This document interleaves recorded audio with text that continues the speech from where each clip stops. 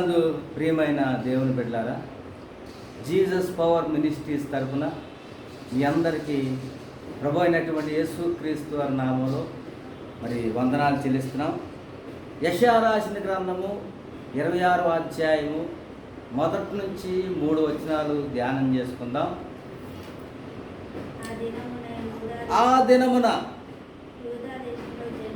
యోధా దేశములో జనులు ఈ కీర్తన పాడుతురు. ఎలాంటి కీర్తన అంటే, ఆ దినమున అంటే చివరి దినాల్లో, అనగా మనం ఉన్నటువంటి లవోదికీయ సంఘములు. లవోదికీయ సంఘం అంటే మరి మీ అందరికీ ఇంతకుముందు మరి పోయిన ఆదివారం మనం నేర్చుకున్నాం. లవోదికీయ సంఘం ఎలాగున్నదంటే మట్టి ఇనుము కలిసి ఉన్నది. ఒకవైపు బలముగాను ఒకవైపు బలహీనముగాను.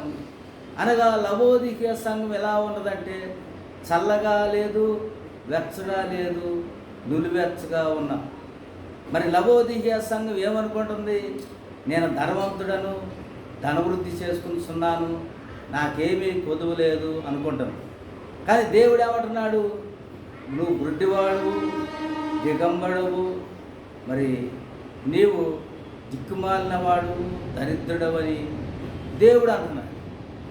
మరి గుడ్డివాడు అంటున్నాడు, దిక్కుమాలినవాడు అంటున్నాడు, దిగంబడు అంటున్నాడు. మరి ఇంకేమంటున్నాడు? నీకు వస్త్రాలు కొనుక్కో నా దగ్గర, నీ యొక్క మరి వస్త్రహీనంగా ఉన్నావు కాబట్టి వస్త్రాలు కొనుక్కో, నువ్వు గుడ్డివాడుగా ఉన్నాడు కాబట్టి కాటు కొనుక్కో, నువ్వు ధనాన్ని పరలోక రాజ్యంలో ధనవంతుడుగా ఉన్నట్లు భూమి మీద ధనాన్ని చూసి నువ్వు మురిసిపోతున్నావు, పరలోక రాజ్యంలో ధనాన్ని కొనుక్కో అని దేవుడు సెలవిస్తూ ఉన్నాడు. పరలోక రాజ్యంలో ధనాన్ని కొనుక్కోమంటున్నాడు నువ్వు ధనవంతుడిగా ఉండాలంటే. అయితే ఈ యొక్క సమయంలో యోధా దేశంలో కీర్తన ఒకటి పాడుతున్నారు చివరి దినాల్లో. మరి చివరి దినాల్లో ఎలాంటి కీర్తన పాడుతున్నారంటే, బలమైన పట్టణం ఒకటి మనకున్నది. బలమైన పట్టణం ఒకటి ఉన్నది. ఎంత బలమైనదంటే మరి పట్టణమే చాలా బలము కలిగింది. మరి ఆ పట్టణంలో ఆ పట్టణానికి రక్షణ, దానికి ప్రాకారముగాను బురుజులుగాను ఆయన నియమించి ఉన్నాడు. ఆ పట్టణంలో ప్రవేశించాలంటే ప్రాకారములు ఉన్నటువంటి రక్షణ అనే, అలాగే బురుజులు, మరి దిక్కులు దేవుడు నియమించి ఉన్నాడు. అయితే సత్యం ఆచరించు జనము ప్రవేశించినట్లు, నీతిగల జనము ప్రవేశించినట్లు మరి దాని ద్వారములను తీయుడి. ఆ పట్టణంలోకి బురుజులు కలిగినటువంటి, రక్షణ ప్రాకారముగా కలిగినటువంటి ఆ బలమైనటువంటి పట్టణంలోకి ప్రవేశించాలంటే మరి ఎవరు ప్రవేశిస్తారంటే, మరి సత్యమును ఆచరించు జనులు, నీతిగల జనములు. వారి ఇట్టి నీతిగల జనాన్ని నేను హతమార్చుదునని ఒక రాజు అన్నాడు. కాబట్టి నీతిగల జనము, సత్యమును ఆచరించు జనము, ఆ బలమైనటువంటి రక్షణ, దానికి ప్రాకారముగా బురుజులుగా ఉన్నటువంటి ఆ పట్టణములోకి ప్రవేశిస్తారు. అబద్ధములా జరిగించేవారు, మరి అపవిత్రమైనది, నిషిద్ధమైనది ఆ పట్టణంలోకి ప్రవేశించరు. కానీ మరి ఆ పట్టణంలోకి ప్రవేశించాలంటే క్వాలిఫికేషన్ ఏంటంటే సత్యమును ఆచరించాలి, నీతిని జరిగించాలి. నీతిని జరిగించే ప్రతి ఒక్కరు కూడా, సత్యమును ఆచరించే ప్రతి ఒక్కరు కూడా ఆ బలమైనటువంటి పట్టణంలోకి ప్రవేశిస్తారని దేవుని యొక్క వాక్యం సెలవిస్తుంది. అలాంటి వారికి దేవుని దూతలు ఆహ్వానిస్తారు, ఈ భూమి మీద నుంచి మరి స్వాగతం పలుకుతారు అలాంటి పట్టణంలోకి. అది బలమైనటువంటి పట్టణము, శాశ్వతమైన పట్టణము. ఆ పట్టణానికి మరి ఆ పట్టణము చాలా స్థిరమైనటువంటి, అందుకే అబ్రహాము మరి ఆ పట్టణం కొరకు భక్తులందరూ కూడా ఎదురు చూశారు. మరి ఆ వారందరూ కూడా నమస్కారం చేశారు.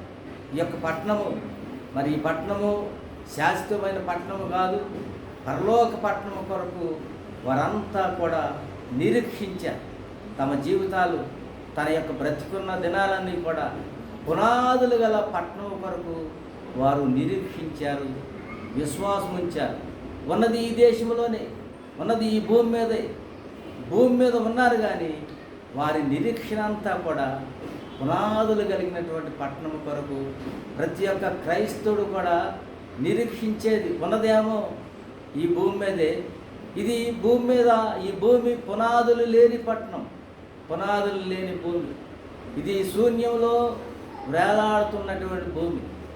మరి ఇంతకుముందు దేవుడు ఈ భూమికి కూడా పునాదులు వేసాడు. కానీ ఆ పునాదులు సాతాను సమూహం 1/3 భాగం ఉన్నటువంటి మరి కొన్ని 3 కోట్ల సమూహము, 3 కోట్ల సమూహము, 3 కోట్ల సమూహము మరి త్రోయబడి ఈ భూమి ధ్వంసమైపోయినాయి. పునాదులన్నీ కూడా అగాధంలో కూలిపోయినాయి. అలాంటి పరిస్థితుల్లో దేవుడు జ్ఞాపకం చేసుకుని వెలుగు కలుగు కాకని దేవుడు వెలుగును సృష్టించి ఆ తర్వాత ఆ యొక్క జలాన్ని, విస్తారముగా ఉన్నటువంటి జలాన్ని, సగం జలాన్ని మరి ఆకాశం ఒక రోజంతా కలుగజేసి దేవుడు ఆకాశాన్ని కలుగజేశాడు. తర్వాత ఆరిన నేల కనబడదు కాకని మరి సగం మిగిలి ఉన్నటువంటి జలాన్ని అగాధంలోకి దేవుడు తోసివేసి భూమిని ఆ నీళ్ల మీద పరిచినటువంటి దేవుడు. తర్వాత ఆయన 4వ దినాన ఆయన సూర్యుడు, చంద్రుడు, నక్షత్రాలు చేశాడు. తర్వాత మరి జంతువుల్ని, సమస్త పక్షుల్ని చేశాడు. తర్వాత ఆదిమానవుని చేశాడు. తర్వాత 7వ దినాన విశ్రాంతి తీసుకున్నాడు. కాబట్టి దేవుడు మనకు ఒక బలమైనటువంటి పట్టణం ఉన్నది. ఆ పట్టణానికి రక్షణ బురుజులు మరి ప్రాకారముగా ఉన్నవి. ఆ పట్టణము శాశ్వతమైన పట్టణం. అది కనిపిస్తున్నదంతా కూడా శాశ్వతమైనది కాదు, మరి అదృశ్యమైనవి. దేవుడు అన్నాడు కదా, దృశ్యమైనవి అనిత్యములు, అదృశ్యమైనవి నిత్యములు. మనకు కనిపిస్తున్నటువంటి ప్రతిదీ కూడా దృశ్యమైనవి. ఆ దృశ్యమైనవి కూడా అనిత్యములు. మరి అదృశ్యమైనవి అంటే అవి కనిపించవు, అవి నిత్యమైనవి. మరి కనిపించే మన యొక్క శరీరం మట్టి అయిపోతుంది, కానీ ఆత్మ మరి నిత్యమైనది. కనిపిస్తున్న శరీరం మరి నిత్యమైనది కాదు, ఇది కొద్ది కాలమే. మరి దేవుడు నియమించినటువంటిది అంతకాలమే. అదృశ్యమైనవి లోపల ఉన్నటువంటి మన యొక్క ఆత్మ, దేవుడు సృజించినటువంటి ఆత్మ నిత్యమైనది. శరీరంగా చూస్తే శరీరంలో కనిపిస్తున్నటువంటి కన్ను, చెవి, ముక్కు అన్నీ కూడా మరి కనిపించవు. కానీ మరి పనిచేసేవి ఏంటంటే లోపల ఉన్నటువంటి హార్ట్, గుండె, ఊపిరితిత్తులు. వాటి వలన ఇవి చక్కగా నిగనిగలాడుతున్నాయి. అవి సరిగా పనిచేయకపోతే ఈ శరీరం అంతా చాలా కృంగిపోద్ది, అనారోగ్యం వస్తుంది, చాలా వీక్ అయిపోతుంది. అవి లోపల మరి అదృశ్యమైనవి మరి సరిగా పనిచేస్తున్నాయి. కాబట్టి దృశ్యమైనది ఆనందముగాను సంతోషముగాను ఉన్నది. కాబట్టి ప్రభువు నందు ప్రియమైన దేవుని బిడ్డలారా, బైబిల్ గ్రంథంలో ఉన్నటువంటి భక్తులందరూ కూడా అదృశ్యమైన వాటి కొరకు అనగా కనిపించని వాటి కొరకు, కనిపించని బలమైన పునాదులు కలిగినటువంటి ఆ పట్టణము కొరకు అబ్రహాము నిరీక్షించాడు, ఇస్సాకు నిరీక్షించాడు, యాకోబు. ఈ విధంగా చూస్తే ప్రతి భక్తుడు కూడా ఈ భూమి మీద బ్రతికి ఉన్న వారందరూ కూడా పునాదులు గల పట్టణము కొరకు మరి నిరీక్షించారు, విశ్వాసం ఉంచారు. ఆ పునాదుల పట్టణము బలమైన పట్టణం. దానికి రక్షణ అనేది మరి ప్రాకారముగాను, బురుజులుగాను దేవుడు నియమించి ఉన్నారు. ఆ పట్టణంలోకి ఎవరు ప్రవేశిస్తారంటే సత్యమును ఆచరించు ప్రజలు ప్రవేశిస్తారు. సత్యమును ఆచరించే ప్రజలందరూ కూడా ఆ పునాదులు గల శాశ్వతమైన రాజ్యము కొరకు, పట్టణము కొరకు నిరీక్షించారు. మరి నీతి గల జనం ఎన్నో విషయాల్లో ప్రత్యేకంగా, పరిశుద్ధంగా, నీతిగా అలాంటి జనము ప్రవేశించినట్లు, ఆ బలమైన పట్టణంలోకి ప్రవేశించినట్లు దేవుని యొక్క దూతలు ఆహ్వానిస్తారు, వెల్కమ్ చెప్తారు. వారందరూ దేవుని యొక్క దూతలు, వారందరూ కూడా ద్వారములను తీయడని దేవుడు వారికి ఆజ్ఞాపించాడు. ఇదంతా ఎవరు పాడుతున్నారంటే యోధాజనులు చివరి దినాల్లో పాడతారని ప్రస్తుతం యోధా దేశం అనగా పాలస్తీనా, ఇజ్రాయేల్ దేశంలో ఉన్నటువంటి ప్రజలందరూ కూడా మరి ప్రపంచానికి తలమానికిగా ఉన్నది. ప్రపంచంలో మరి వారు గొప్ప మరి పేరు ప్రఖ్యాతులు కాంచి ఉన్నారంటే దేవుడు ఏర్పాటు చేసినటువంటి జనం, దేవుని యొక్క నియమించిన జనం చివరి దినాల్లో పాటలు పాడతారని, కీర్తనలు పాడతారని యెషయా రాసిన గ్రంథం 26వ అధ్యాయం మరిలో ఉన్నటువంటి పాట వారు పాడుతున్నారు. మరి ఏమని పాడుతున్నారంటే బలమైన పట్టణం గురించి వారంతా నిరీక్షిస్తున్నారు. ఆ యొక్క పట్టణానికి ప్రాకారం ఏంటంటే రక్షణ పొందిన వారే, ఈ భూమి మీద రక్షించబడిన వారే మరి ఆ పట్టణానికి ప్రాకారముగాను మరి మరి బురుజులుగాను హద్దులుగాను దేవుడు నియమించి ఉన్నాడు. మరి ఆ పట్టణంలో ప్రవేశించేవారు సత్యమును ఆచరించే మరి ప్రజలు, నీతిగల జనము. అందుకే మరి అబీమెలెకు అన్నాడు అబ్రహాము శారాను గురించి, ఇట్టి నీతిగల జనమును నేను హతమార్చుదునా అన్నాడు. కాబట్టి నీతిగల జనము మరి వారు సజీవముగాను క్షేమముగాను మరి ఆరోగ్యము క్షేమంగాను ఈ భూమి మీద ఉంటారు. అలాంటి నీతిగల జనము ప్రవేశించినట్లు ద్వారములను తీయడని మరి దేవుని దూతలను దేవుడు ఆజ్ఞాపిస్తున్నాడని ఎవరు పాడుతున్నారంటే యోధా దేశపు జనులు పాడుతున్నారు. మరి ఆ పట్టణంలోకి ప్రవేశించాలంటే 3వ వచనంలో మరి ఎవని మనసు నా మీద ఆనుకును, భూమి మీద ఉన్నటువంటి ప్రజలు ఎవరైనా సరే మరి ఎవరి మనసు అయినా సరే నా మీద ఆనుకును. మరి ఎవరు ఆనుకున్నారు బైబిల్లో అంటే మొదటిగా మరి ఈయన మరి యేసు ప్రభు వారు రొమ్మున యోహాను అనుకున్నాడు. కాబట్టి ఆయన యొక్క రొమ్ము యొక్క శబ్దాలన్నీ కూడా యోహాను గుర్తించాడు. మరి ఉన్నవి రాబో వాటిని కూడా యోహాను భక్తుడు ప్రకటన గ్రంథంలో రాశాడు.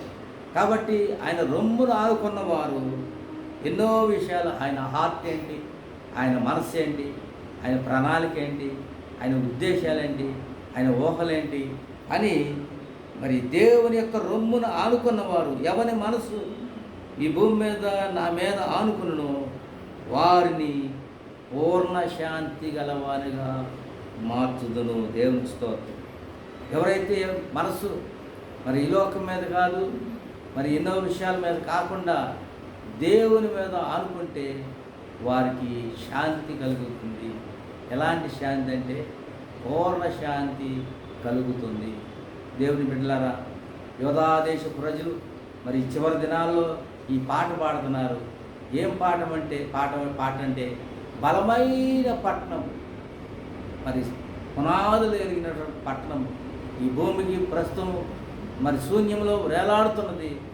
ఏ సమయంలో మరి రాలిపోతుందో తెలియదు. కానీ మరి బలమైన పట్టణము శాశ్వత కాలం నుండి శాశ్వత కాలం వరకు నిలిచే ఆ పట్టణంలో ప్రవేశించాలంటే సత్యమును ఆచరించి నీతిగల జనము, మరి అబద్ధములు జరిగించేవారు కాదు, నిశ్శబ్దమైనది మరి అపవిత్రమైనది జరిగించేవారు కాదు.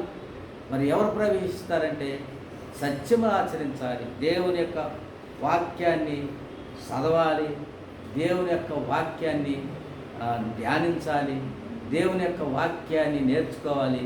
అంతేకాదు ఈ వాక్య ప్రకారం ప్రవర్తించాలి. ఈ వాక్య ప్రకారం జీవించినప్పుడు, ఆచరించినప్పుడు అలాంటి వారే నీతి గల జనం, నీతి కలిగినటువంటి జనం. ఈ భూమి మీద ఎవరు నీతి కలిగినటువంటి జనం అంటే సత్యము చదివేవారు కాదు, సత్యము మరి పాటించేవారు, సత్యమును ఆచరించేవారు, సత్యములో ఉన్నవారు కాదు. కానీ సత్యాన్ని ప్రకారం జీవించేవారు నీతి గల జనం ప్రవేశించినట్లు దేవుని దూతలు మరి యొక్క బలమైన పట్టణం యొక్క ద్వారాల దగ్గర నుండి వారు ఆహ్వానిస్తారని. కాబట్టి అలాంటి ఆహ్వానం నీకు కూడా కావాలంటే ఈ భూమి మీద నీ మనసు ఎవరి మీద అనుకోవాలి? మరి ఎవరి మీద అనుకోవాలంటే ధనం మీద కాదు, ఈ లోకంలో ఎన్నో విషయాల్లో కాదు. మరి ఎంతోమంది గృహాలు కట్టుకోవడం, ఎంతోమంది ఎంతో తమ కార్యాల్లో మరి ధనం సంపాదించుకోవటం, ఎన్నో విషయాల్లో లీనమై ఉన్నారు. కానీ నీ మనసు దేవుని మీద ఆనుకున్నప్పుడు మరి నీవు దానిని నీకు దేవుడు నిన్ను ఏ విధంగా చేస్తాడంటే పూర్ణ శాంతి గలవానిగా మార్చు. ఎవరికి చూసినా శాంతి లేదు. ఉదయం నుంచి సాయంత్రం వరకు, నిద్రపోయే వరకు, మరి నిద్రపోయినా సరే శాంతి, సమాధానం, నెమ్మది లేదు. ఎందుకు లేదంటే నీ మనసు దేవుని మీద ఆనుకోవాలి. నీ సృష్టికర్త అయినటువంటి దేవుని మీద ఆనుకున్నప్పుడు ఎవరి మనసు దేవుని మీద ఆనుకుంటుందో వారికి దేవుడు పూర్ణ శాంతి, పూర్ణ నెమ్మది. మరి దుష్టులకైతే నెమ్మది ఉండదని, మరి చాలామందికి శాంతి ఉంది కానీ మరి కొంతవరకే ఉన్నది. అయితే దేవుడు సెలవిస్తున్నాడు, నీ మనసు మరి శాశ్వతంగా, సంపూర్ణముగా, మరి ఏ విధంగా పూర్ణ హృదయంతో, పూర్ణ ఆత్మతో, పూర్ణ బలముతో, పూర్ణ మనసుతో మరి నీవు దేవుణ్ణి ప్రేమిస్తావో మరి అలాంటి నీకు దేవుడు పూర్ణ శాంతిని కలగజేస్తాడు. ఎందుకంటే ఏలయనగా అతడు నీ యందు మరి విశ్వాసం ఉంచి ఉన్నాడు.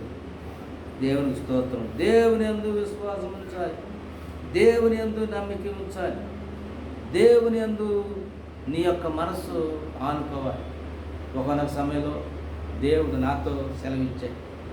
మరి ఏమని సెలవిచ్చాడంటే, మరి నీవు లేచి మరి ఏకాంత ప్రార్థనకి వెళ్ళి దేవుని యొక్క గ్రంథాన్ని తీసుకుని వెళ్ళి ధ్యానించేయమని చెప్పాడు. కాబట్టి ఆది కాండం నుంచి ప్రకటన గ్రంథం వరకు చదువు. ఉస్మానియా యూనివర్సిటీలోనికి వెళ్ళి ఒక చెట్టు కింద కూర్చొని ఆది కాండం నుంచి ప్రకటన గ్రంథం వరకు చదివి నా మనసు ఏంటో నీకు అర్థమవుతుందని దేవుడు చెప్పాడు. ప్రభువా, మరి నాకు ట్రైనింగ్ లేదు కదా అని నేను అడిగినప్పుడు 1 యోహాను రాసిన పత్రిక 2వ అధ్యాయము 22వ వచనం చదువుమని చెప్పాడు. అందులో ఏమన్నదో చూడండి. 1 యోహాను రాసిన పత్రిక 2వ అధ్యాయము 22వ వచనం, 27వ వచనం. 27లో ఏముంది? అయితే ఆయన వలన మీరు పొందిన అభిషేకము మీలో నిలుస్తున్నది గనుక ఎవడనూ మీకు బోధింపనక్కర్లేదు. ఆయన ఇచ్చిన అభిషేకము సత్యమే కానీ అసత్యము కాదు. కాబట్టి అవి అన్నిటినీ బోధించుతున్న ప్రకారం, ఆయన మీకు బోధించుతున్న ప్రకారం మరి ఆయనలో మీరు నిలుస్తున్నారు. నేను అడిగాను, ప్రభువా, మరి నాకు ట్రైనింగ్ లేదు కదా, మరి నేను ట్రైనింగ్ తీసుకుంటానని చెప్పినప్పుడు, మీకు ఎవడనూ బోధించిన అవసరం లేదు, నేను మీకు ఇచ్చిన అభిషేకం సత్యమే కానీ అసత్యము కాదు, నేనే మీకు బోధిస్తానని దేవుడు వాగ్దానం చేశాడు. మరి మనుషులు బోధించేది ఉన్నతమైనదా, మరి నేను బోధించేది నీకు ఉన్నతమైనదా అని ప్రశ్నించాడు. మరి ఏం చేయమంటావు ప్రభు అని అడిగినప్పుడు, నా గ్రంథాన్ని తీసుకుని వెళ్ళి యూనివర్సిటీకి వెళ్ళి ఆది కాండం నుంచి ప్రకటన గ్రంథం వరకు ధ్యానం చేయించినప్పుడు, ఆ ప్రకారంగా నేను 2 సంవత్సరాలు ధ్యానం చేసినప్పుడు చాలా విషయాలు ఏడ్చేవాడిని, నవ్వేవాడిని, భయంకరంగా ఏడ్చేవాడిని. అలాంటి కన్నీరు బైబిల్ గ్రంథంలో ఉన్నది. భయంకరంగా దేవుని యందు ఆనందించేవాడిని. మరి ఈ విధంగా ఎన్నో విషయాలు మరి ధ్యానం చేస్తున్నప్పుడు అందులో చాలా విషయాలు ఎన్నో దేవుడు నేర్పించాడు. కాబట్టి యెషయా గ్రంథం 26వ అధ్యాయంలో యూదా ప్రదేశపు ప్రజలు చివరి దినాల్లో ఈ పాట పాడతారు. ఏమని పాడతారంటే, ఆ యొక్క బలమైన పట్టణం గురించి వారు పాడతారు. ఆ పట్టణానికి రక్షణ, మరి బరుజులు దేవుడు నియమించాడు. ఆ పట్టణంలోకి ప్రవేశించాలంటే క్వాలిఫికేషన్ కావాలి. మరి అది ఏమిటంటే, మరి సత్యమును ఆచరించాలి. మరి నీతిగల జనం ప్రవేశించినట్లు దేవుడు మరి గుమ్మములు తెరుస్తాడు. దేవుని దూతలు తెరుస్తారు. తర్వాత మరి వారు కూడా ఎవరు అంటే, ఎవరి మనసు నా మీద ఆనుకును. ఈ భూమి మీద తెల్లారి లెగిస్తే మన మనసు ఎన్నో పనులు టైం టేబుల్ ఉంటాయి. అయితే ఎవరి మనసు అయితే నా మీద ఆనుకును, జీవము గల దేవుని మీద ఆనుకును, వానికి ఎవరికి దొరికిందంటే శాంతి. మరి దేవుని మీద విశ్వాసం ఉంచినప్పుడు, దేవుణ్ణి ఆనుకున్నప్పుడు దేవుడు పూర్ణ శాంతి సమాధానాన్ని దేవుడిస్తాడని దేవుని యొక్క వాక్యం సెలవిస్తుంది.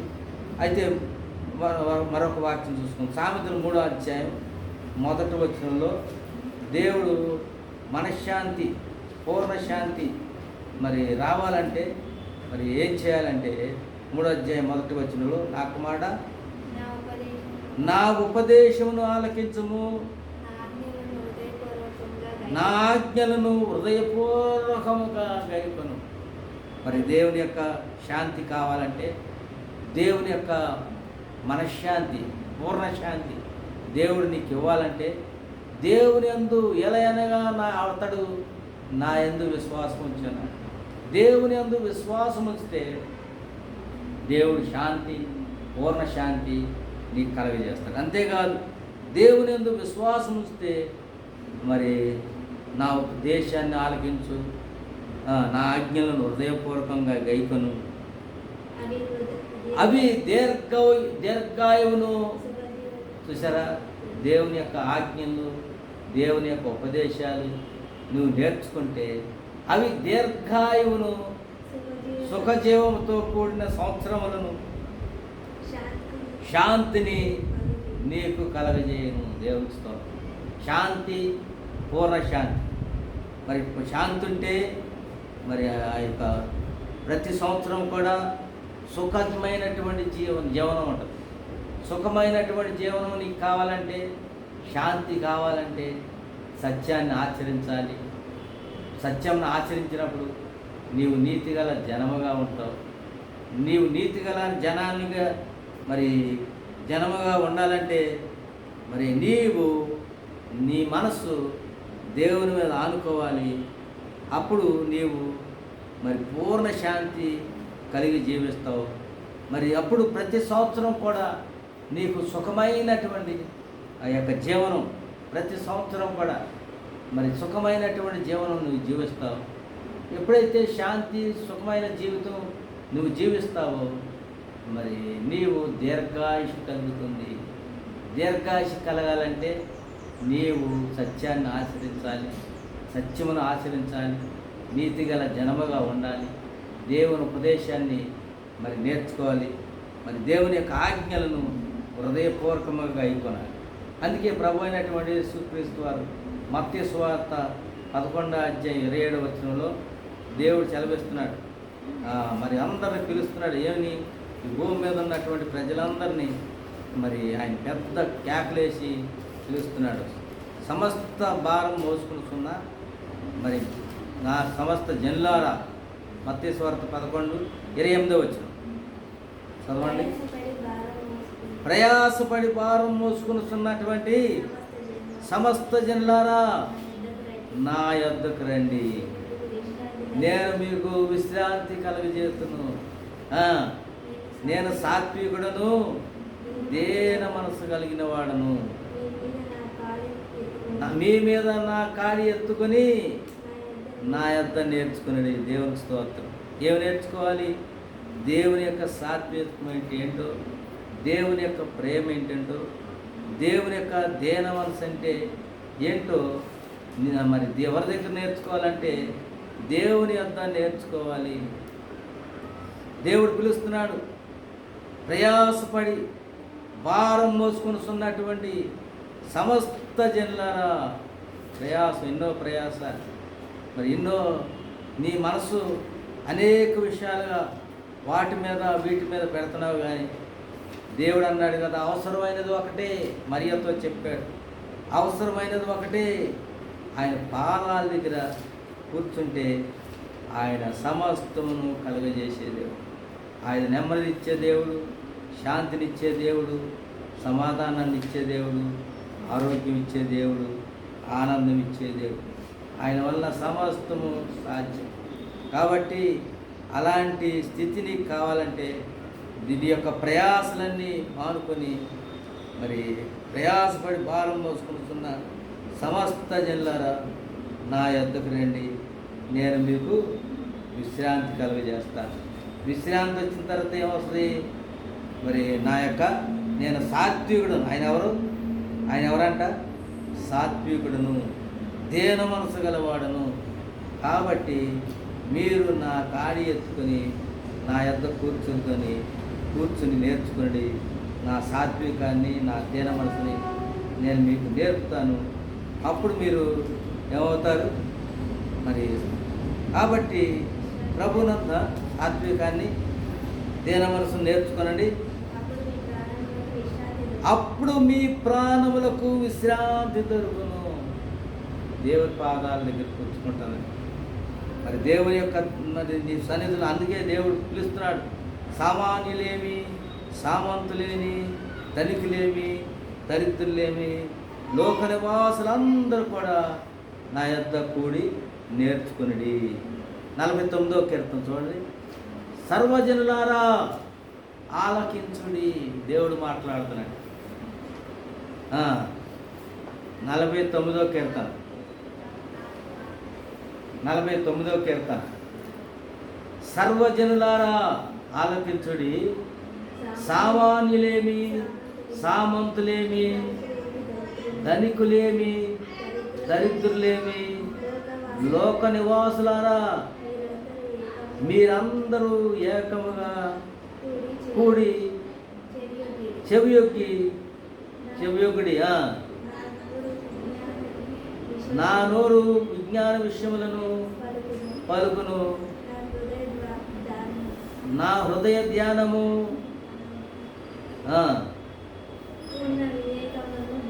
పూర్ణ వివేకమును గూర్చినదయుడు. దేవునికి స్తోత్రం. కాబట్టి దేవుని యొక్క జ్ఞానాన్ని నేర్చుకోనండి, దేవుని యొక్క వివేకమును నేర్చుకోనండి.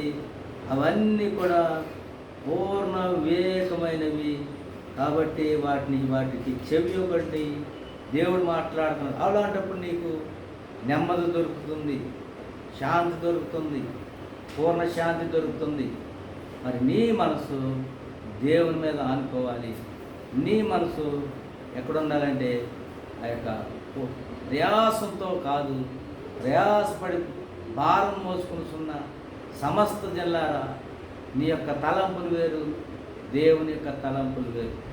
దేవుని యొక్క తలంపులు, దేవుడు ఇచ్చినటువంటి జీవితాన్ని దేవుడు తలంపులకు అప్పచెప్పినప్పుడు దేవుడు అంటాడు కదా 103వ కీర్తనలో, మీ యొక్క తలంపులు ఎలా ఉన్నాయి అంటే భూమికి ఆకాశం ఎంత ఎత్తుగా ఉన్నదో మీ తలంపుల కంటే నా తలంపులు, మీ మార్గముల కంటే నా మార్గములు, మీ యొక్క ఆలోచనల కంటే నా ఆలోచనలు అంత అధికముగా ఉన్నది.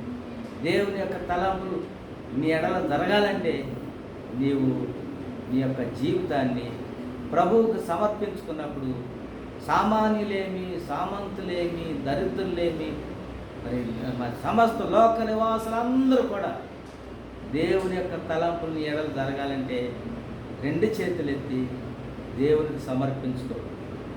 మరి నీ యొక్క చాలామంది తమ తలంపులు జరగాలని ఆలోచిస్తున్నారు. నీ తలంపులు నువ్వు ఎంత ఎత్తుకి ఎగరగలవు, నువ్వు ఎంత ఎత్తుకి ఎగరగలవు. 103వ కీర్తనలో దేవుని యొక్క తలంపులు చక్కగా భూమికి ఆకాశం ఎంత ఎత్తుగా ఉన్నదో 103వ కీర్తనలో దేవుడు నీ తలంపులు జరిగించాలంటే మరి 103వ కీర్తనలో భూమికి ఆకాశం ఎంత ఎత్తుగా ఉన్నదో మీ తలంపుల కంటే నా తలంపులు అంత అధికముగా ఉన్నాయి. చూడండి 103వ కీర్తన 12వ వచనం.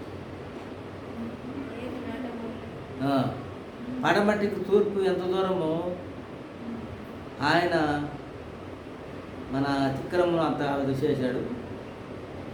14వ వచనం తండ్రి తన కుమారుడి ఎడల జాలిపడినట్లు యెహోవా తన ఎడల జాలిపడును.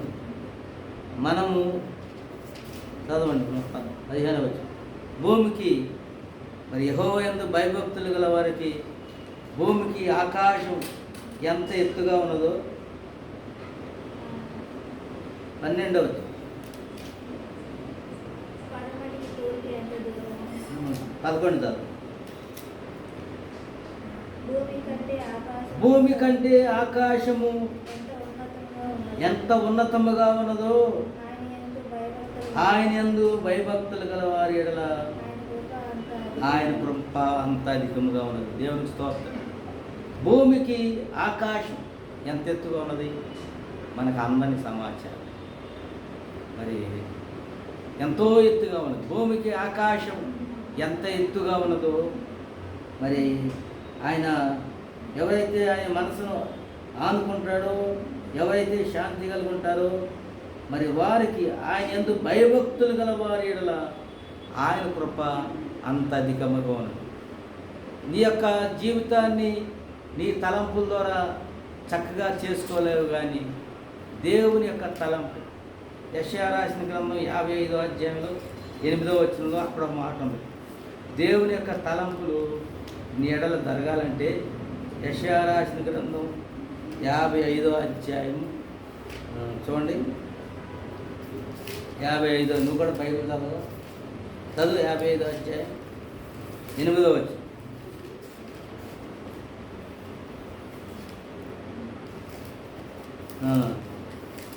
55వ అధ్యాయం 8వ వచనం.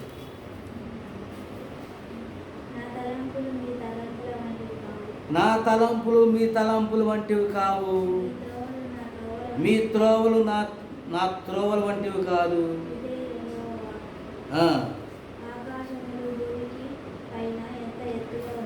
ఏది?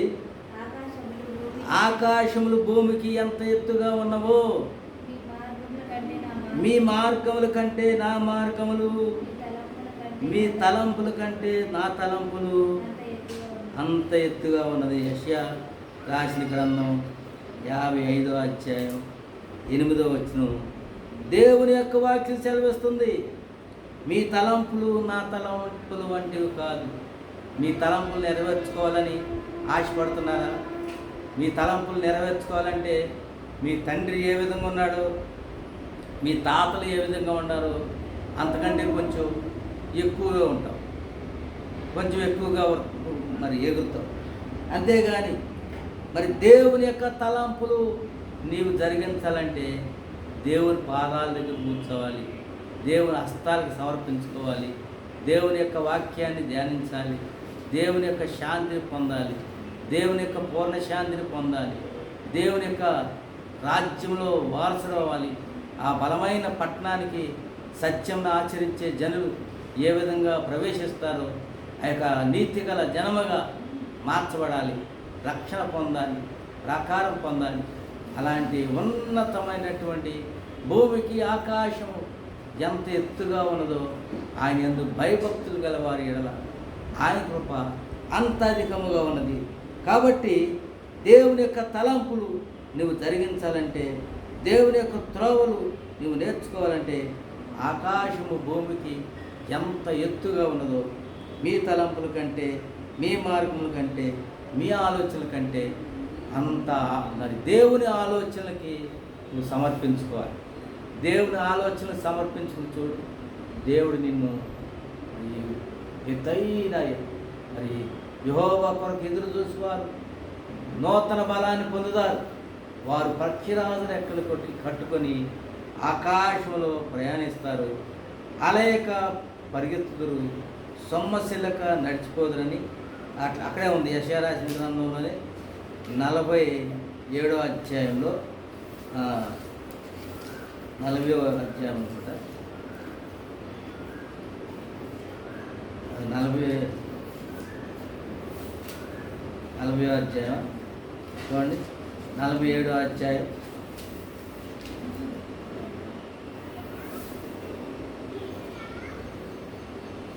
యెహోవా కొరకు ఎదురు చూసేవారు నూతన ఫలాన్ని పొందుదురు. దేవుని కొరకు ఎదురు చూస్తే దేవుని యొక్క తలంపులు ఆయన చెప్పినవన్నీ చేసి ఏదైతే మరి చెప్పాడో, ఏదైతే ఆయన నీకు సెలవిచ్చాడో అవన్నీ కూడా చేసి మేము చేయవలసినవన్నీ చేశాం ప్రభువా. ఇంకా మాకు ఎందుకు మరి మమ్మల్ని నీవు ఆశీర్వదించట్లేదు, ఎందుకు నీ కార్యాన్ని జరిగించట్లేదని దేవుని దగ్గర నువ్వు సాక్షిగా దేవుని యొక్క దృష్టికి దేవుని దగ్గర నిన్ను అడిగినప్పుడు 40వ అధ్యాయం చూడండి 29వ వచనం 28 చదువు.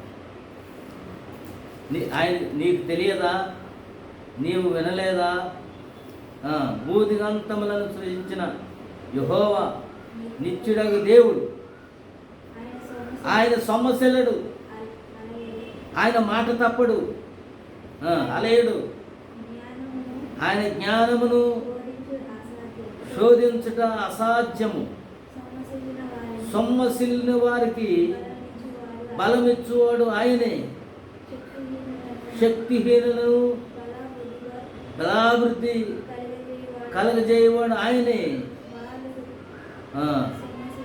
బాలురు సొమ్మసిల్లుదురు, అలయుదురు, యవనస్తులు తప్పక తొట్టిల్లుదురు. యెహోవా కొరకు ఎదురు చూచువారు నూతన బలాన్ని పొందుదురు. వారు పక్షిరాజు రెక్కలు కట్టుకొని ఆకాశంలో పక్షిరాజు రెక్కలు కట్టుకొని పైకి ఎగురుదురు, అలయక పరిగెత్తుదురు, సొమ్మసిలక నడిచిపోదురు. దేవుని స్తోత్రం. ఎంత బలమైనటువంటి వాగ్దానం. నీకు తెలియదా, నీవు ఎప్పుడు వెళ్ళలేదా? మరి భూదిగంతములను సృజించిన దేవుడైనటువంటి యెహోవా పరిశుద్ధుడు, పరిశుద్ధమైన దేవుడు. మరి అతడు సొమ్మసిల్లుడు, ఆయన సొమ్మసిల్లుడు, అలయుడు. ఆయన ఎలాంటి వాడంటే ఆయన జ్ఞానము శోధింపశక్యం కానిది. ఆయన ఎంత జ్ఞానం అంటే అలాంటి జ్ఞానం దేవుణ్ణి అడుక్కోవాలి. దేవుణ్ణి అడుక్కుంటే ఎలా అడుక్కోవాలి? దేవుణ్ణి, ఆయన జ్ఞానాన్ని, నాకు జ్ఞానం ఇవ్వు ప్రభువా. ఎవరు అడిగారు? సొలొమోను అడిగారు. ఇంకెవరు అడిగారు ఆయన జ్ఞానాన్ని? ఆయన జ్ఞానం నాకు ఇవ్వు ప్రభు అని మరి యాకోబులో 5వ అధ్యాయంలో అడిగారు. కాబట్టి నీకు జ్ఞానం కొదువు 1:5లో జ్ఞానం కొదువుగా ఉన్న ఎడల అతడు దేవుణ్ణి అడగవాలి. ఎలా అడగాలి ఆయన్ని? ఆయన్ని విశ్వాసంతో నీకేది తక్కువ అది అడగాలి. ఆయన సొమ్మసిల్లుడు, ఆయన ఎలాంటి దేవుడు అంటే అలయుడు. మరి ఆయన జ్ఞానము శోధింపశక్యము కానీ ఆయన సొమ్మసిల్లుడు, ఆయన అలయుడు. ఆయన ఎలాంటి దేవుడు అంటే మరి శక్తి కలిగినటువంటి దేవుడు, మరి బలము కలిగినటువంటి దేవుడు. మరి అంతా ఆయన మరి కాబట్టి బాలురు సొమ్మసిల్లుతారు, అలిసిపోతారు, యవనస్తులు తప్పకుండా తొట్టిల్లుతారు. కానీ యెహోవా కొరకు ఎదురు చూసేవారు నూతన శక్తిని పొందుదురు. ఆయన తలంపులు జరిగించేవారు, భూమి మీద జ్ఞానం కలిగిన వారు, భూమి మీద శక్తి కలిగిన వారు. అన్ని విషయములు ఆయన నీకు ఆలోచన అనుగ్రహిస్తాడు, శక్తిని అనుగ్రహిస్తాడు, బలమును అనుగ్రహిస్తాడు. ఈ లోకంలో ఎవరు లేకపోయినా పర్వాలేదు. ఏనండి, ఒకసారి ఈ లోకంలో ఇదిగో ఎవ్వరు లేకపోయినా పర్వాలేదు, కానీ దేవుడు ఉంటే చాలు. తల్లి వదిలేసిన, తండ్రి వదిలేసిన, మరి ఇంతకుముందు మోకరిచ్చేవి చూసావు, అట్లా మోకరి ప్రభువా నీ జ్ఞానం, నీకు జ్ఞానం కొదువుగా ఉంటే దేవుణ్ణి అడగాలి. ఆయన ఆలోచనలు ఎంత ఉంటాయి? ఆయన ఆలోచనలు భూమికి నేర్చుకున్నాం కదా. 103వ కీర్తన 11వ వచనంలో ఏమన్నది? ఆయన యెహోవా యందు భయభక్తులు గల వారిని, భూమికి ఆకాశం ఎంత ఎత్తుగా ఉన్నదో ఆయన కృప ఆయన యందు భయభక్తులు గల వారి మీద అంతగా ఉన్నది. యెషయా రాసిన 55:11 వచనం 8వ వచనం ఏమన్నది? మీ తలంపులు కాదు, మీ ఆలోచనలు మీ తలంపులు కాదు, నా తలంపులు, దేవుని తలంపులు మీ ఎడల జరిగినట్లు ప్రార్థించాలి. మరి దేవుని తలంపులు ఎట్లాంటి? మీ తలంపులు వంటివి కాదు, మీ త్రోవలు నా త్రోవలు వంటివి కాదు, నా త్రోవలు మీ త్రోవలు వంటివి కాదు. భూమికి ఆకాశం ఎంత ఎత్తుగా ఉన్నదో అంత అధికముగా ఉన్నాయి. ఇక్కడ యెషయా రాసిన గ్రంథం 40వ అధ్యాయం ఆ యొక్క మరి ఈ వచనాలు ధ్యానం చేస్తే 40వ అధ్యాయం 28వ వచనంలో నీకు తెలియదా, నీవు వినలేదా? మరి దేవుడు ఆయన ఎలాంటి దేవుడు? గొప్ప దేవుడు. ఆయన జ్ఞానం శోధింప శక్యం కానిది. ఎందుకంటే సొమ్మసిల్లు వారికి బలం ఇచ్చేవాడు ఆయనే. మరి ఆయన బలహీనలను శక్తిహీనలను బలాభివృద్ధి అందించేవాడు ఆయనే. బాలురైన సొమ్మసిల్లుతారు కానీ మరి ఆయన మరి యవనస్తులు తప్పక తొట్టిల్లుతారు కానీ యెహోవా కొరకు ఎదురు చూసేవారు గొప్ప శక్తి వారిని ఆవరిస్తుంది. నూతన బలం వారు పొందుదురు. వారు పక్షిరాజు రెక్కలు కట్టుకొని ఆకాశంలో ప్రయాణిస్తారు. అలయక పరుగెత్తుదురు, సొమ్మసిలక నడిచిపోదురు. మరి యేసుప్రభు వారు సిలువ మోసేటప్పుడు మరి సీమోను ఆ సిలువ మొయ్యలేకపోయాడు కానీ యేసు జ్ఞానం కలిగినటువంటి కావుడు కాబట్టి, సర్వజ్ఞానం కలిగినటువంటి ఆ దేవుడు సిలువను మనుషులందరి కొరకు మరి మనుషులందరూ మోయలేనటువంటి ఆ సిలువ భారాన్ని మోసినట్లుగా ఆయన నెరవేర్చినట్లుగా చూస్తున్నాము. కాబట్టి ఆయన యందు నమ్మకించే వారిని, విశ్వాసం వచ్చిన వారిని మరి ఆయన యందు ఆయన ఉపదేశాలు, ఆయన మార్గాలు, ఆయన విధానాలు కనుగొనే వారిని దేవుడు ఎలా చేస్తారంట? వారిని పక్షిరాజు రెక్కల వలె మరి రెక్కలు సాగి వారు ఎగిరిపోతారు. వారు అలసిపోరు, వారు సొమ్మసిల్లరు, వారు మరి శక్తి కలిగినటువంటి పరిశుద్ధులుగా ఆ బలమైన పట్టణంలోకి ప్రవేశిస్తారు. నిత్యానందం వారి తలల మీద ఉంటుంది. వారి తలల మీద ఏముంటుందంట? నిత్యము, ప్రతిరోజు వారికి ఆనందం. 2004వ సంవత్సరంలో ప్రభు నాతో ఒక మాట చెప్పాడు. ఏమనంటే, నేను ఒక రాత్రి ప్రార్థన చేసే ప్రభు అవన్నీ మంచి అందరూ స్థిరపడిపోతున్నారు, నా పరిస్థితి ఏంటి ప్రభు అని తెల్లవారిని ప్రార్థన చేస్తే ప్రభు చెప్పాడనమాట, ఎల్లప్పుడూ ఆనందముగా ఉండము. నీకు ఏ సమయంలో ఏది కావాలో నీవు అడగకపోయినను నేను నీకు ఇచ్చేదను అన్నాడు. దేవుని స్తోత్రం. మనం ఆయన సన్నిధిలో అడగకపోయినా దేవుడు ఇస్తాడు. ప్రస్తుతం నేను నీకు ఏం తక్కువ చేశానని రాత్రంతా బాధపడుతున్నామని అడిగి, కాబట్టి దేవుడు ఆయన మీద ఆయనను ఆశ్రయించినప్పుడు నీకేమీ పొదువు లేకుండా చేసేదేమో. దేవుడి మాటలు దీవించి మరి ఆశీర్వదించదు కాక. కాబట్టి మన జీవితంలో ఏం కావాలని అడగాలి? ఆయన కృప కావాలని అడగాలి, ఇంకా ఆయన జ్ఞానం కావాలని అడగాలి, ఇంకా నీ యొక్క ఆలోచనలు నాకు బయలుపరచు ప్రభువా. ఇక నిజంగా చెబుతున్నాను, ఆయన ఉంటే చాలు. దేవుడు మరి ఎప్పుడైనా దర్శనం వస్తుందా? ఆయన బాలుదైతే అలసిపోతారు, సమస్యలుతారు, యవనస్తులైతే తొట్టులుతారు. కానీ యెహోవా కొరకు ఎదురు చూసేవారు మరి నూతన బలాన్ని పొందుదురు. వారు పక్షిరాజు రెక్కలు కట్టుకుని ఎగిరిపోతారు. వారి అలసటలతో వారు అలేరు, వారు సమస్యలు, వారు దేవుని ఎడల వారి యొక్క సంపూర్ణ చిత్తం నెరవేర్చబడుతుందని వారు ఎల్లప్పుడూ వారు మహానందం కలిగిన వారై నిత్యానందం వారికి నిత్యము ప్రతిరోజు. ఎవరైతే దేవుణ్ణి ఆశ్రయించారో వారికి శాంతి ఉంటుంది, పూర్ణ శాంతి ఉంటుంది. ప్రతిరోజు విశ్రాంతి, ప్రతిరోజు నెమ్మది, ఆరోగ్యం, సంతోషం. ఎందుకంటే ఏలైనగా వాడు దేవుడి యందు విశ్వాసం ఇచ్చి ఉన్నాడు. దేవుడి మాటను దీవించి ఆశీర్వదించాడు. ప్రార్థన చేసుకుందాం. దయగలిగిన తండ్రి, జీవము కలిగిన ప్రభువా, పరిశుద్ధుడా నీకు వందనాలు. మరి యోధా ప్రజలు యెషయా రాసిన గ్రంథం 26వ అధ్యాయంలో ఒక గొప్ప కీర్తన పాడుతున్నారు. ఏమిటి ఆ కీర్తన అంటే, బలమైన పట్టణం ఒకటి ఉన్నది, ఆ పట్టణంలోకి ప్రవేశించాలంటే సత్యమును ఆశ్రయించాలి, నీతి గల జనము జనముగా ఉండాలని అబ్రహాము పునాదులు కలిగినటువంటి ఆ పట్టణం కొరకు ఎదురు చూశాడు. మరి చివరికి ఆ పునాదులు కలిగిన పట్టణంలో ప్రవేశించాలని, మరి ఆ యొక్క నీతి గల జనము, సత్యమును ఆశ్రయించే జనముగా భూమి మీద ఉండాలంటే వారందరూ ఏలైనగా మరి ఎవరి మనసు నా మీద ఆనుకులను వానిని పూర్ణ శాంతి గలవానిగా కాపాడుతాను.